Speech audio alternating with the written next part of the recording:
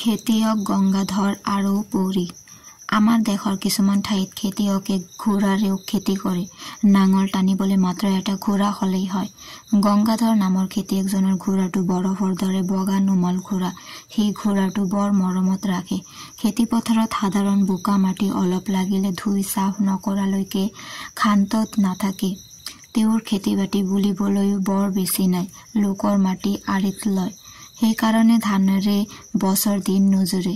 সেইকাৰণে কেতিয়াবা লোকৰ ঘৰতো দিন হাজিৰা কৰে।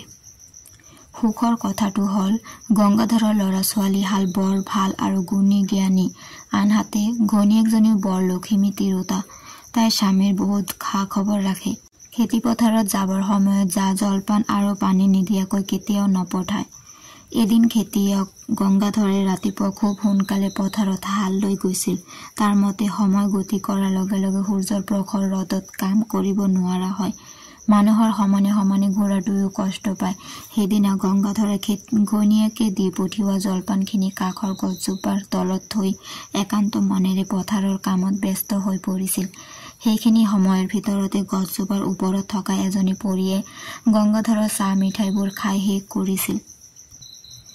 পৰীজনীয়ে ভাবিছিল কিবা গালি পাৰিলে গংগাধৰকো উচিত জবাব দিব।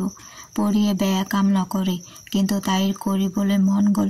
প্ৰায় ৩-৪ ঘণ্টামান কাম কৰাৰ পিছত গংগাধৰে ঘোঁৰাটো দূৰত বান্ধি ঘাঁহ খাবলৈ দিলে আৰু নিজৰ চাহ জলপানৰ মোনাখন খুলিলে। কিন্তু কি আচৰিত, কোনোদিনে নঘটা ঘটনা এটা ঘটিল। কোনোবাই তাৰ বাবে ৰখা জলপানবোৰ খাই শেষ কৰিলে। প্ৰথমতে গংগাধৰৰ মনটো বৰ বেয়া লাগিল। পিছত কিন্তু সি মনটো সান্তনা দি ক'বলৈ ধৰিলে, এই কাৰ্য যিজনে কৰিছে সি কিজানি মোতকৈও বেছি ভোকাতুৰ। বেচেৰাৰ মংগল হওক, ঈশ্বৰে তাক চকু মেলি চাওক। ইয়াৰ পিছত গংগাধৰে এগিলাচ পানীকে সেৱন কৰিলে আৰু খন্তেক সময়ৰ বাবে জিৰণি ল'বলৈ গছৰ তলত বহিল। ঠিক সেই সময়তে গংগাধৰে গছৰ ওপৰত কোনোবা নাৰীৰ কণ্ঠস্বৰ শুনিবলৈ পালে। গংগাধৰে তাৰ কাণখন স্থিৰ কৰাত এইদৰে কোৱা শুনিলে যে, গংগাধৰ, তুমি সঁচাই বৰ সৎ আৰু গুণী জ্ঞানী। গংগাধৰে বুকুত সাহস গোটাই ক'লে, কোন তুমি? মই তোমাৰ কোনো অনিষ্ট নকৰো। তুমি নিৰ্ভয়ে গছৰ পৰা নামি আহা। এইবাৰ পৰীজনীয়ে গংগাধৰৰ সন্মুখত থিয় দি ক'লে, গংগাধৰ, তুমি সঁচাই মহান। মই তোমাক যিকোনো প্ৰকাৰে সহায় কৰিবলৈ প্ৰস্তুত। কি লাগে তুমি মোক কোৱা। গংগাধৰে ক'লে, মই এজন সাধাৰণ খেতিয়ক। তুমি মোক তেনেকৈ থাকিবলৈ দিয়া। অধিক ধন সোণ হাতলৈ আহিলে মই অহংকাৰী হৈ উঠিম। অহংকাৰ হ'লে মই ধ্বংস হৈ যাম। পৰীজনীয়ে গংগাধৰৰ সৰলতাক বহুত বহুত প্ৰশংসা কৰিলে। একো নালাগে বুলি কোৱা সত্ত্বেও পৰীজনীয়ে গংগাধৰক এটা সৰ্পমণি দিলে। গংগাধৰক সেই সৰ্পমণিটো দি ক'লে, হে গংগাধৰ, এই মণিটো তুমি সাধাৰণ মণি বুলি কেতিয়াও নাভাবিবা।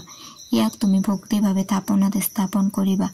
ইয়াক মাজে সময়ে শুদ্ধ কৰিবা আৰু প্ৰতিদিনে ধূপ চাকি জ্বলাই পূজা অৰ্চনা কৰিবা। ইয়ে তোমাৰ পৰিয়ালত কোনো অভাৱ হ'বলৈ নিদিয়ে। চাবা যাতে কোনো অসৎ ব্যক্তিৰ হাতলৈ ই নাযায়। যেতিয়াই ইয়াক কোনোবাই কুদৃষ্টিৰে লক্ষ্য কৰিব, তেতিয়াই তাৰ সৰ্বনাশ নিশ্চিত। এই মণিটো মোক ৰাণী পৰীয়ে দিছিল। মই তোমাক আজি উপযুক্ত বুলি ভাবি মণিটো অৰ্পণ কৰিলো। তুমি তাক আদৰ যত্নৰে ৰাখিবা। গংগাধৰে মণিটো খুব শুদ্ধ অন্তৰেৰে গ্ৰহণ কৰি ভক্তিভাৱেৰে লৈ আহিল আৰু বিশুদ্ধ গাখীৰত ধুৱাই থাপনাত স্থাপন কৰিলে। প্ৰতিদিনে সি ৰাতিপুৱা আৰু গধূলি ধূপ চাকি জ্বলাই সেৱা কৰে, ভক্তি জনায়। সঁচা কথা, সেই দিনটোৰ পিছৰ পৰা গংগাধৰৰ ঘৰখনত জয় জয় ময়। তাৰ ধন সম্পদে ঘৰ ভৰি পৰিল। এটা আচৰিত জ্যোতিৰে ঘৰখন সদায় জিলিকি থাকি। ঠিক এইদৰে কিছু বছৰ অতিবাহিত হোৱাৰ পিছত চুবুৰীয়া একাংশ কপট মানুহৰ চকু গংগাধৰৰ পৰিয়ালৰ ওপৰত পৰিল। সিহঁতৰ দুই এজনে গংগাধৰৰ উন্নতিৰ ৰহস্য জানিবলৈ ব্যগ্ৰ হৈ পৰিল। পোহৰ লুকাই ৰখাৰ টান। এদিন ৰহস্যটো পোহৰলৈ আহিল।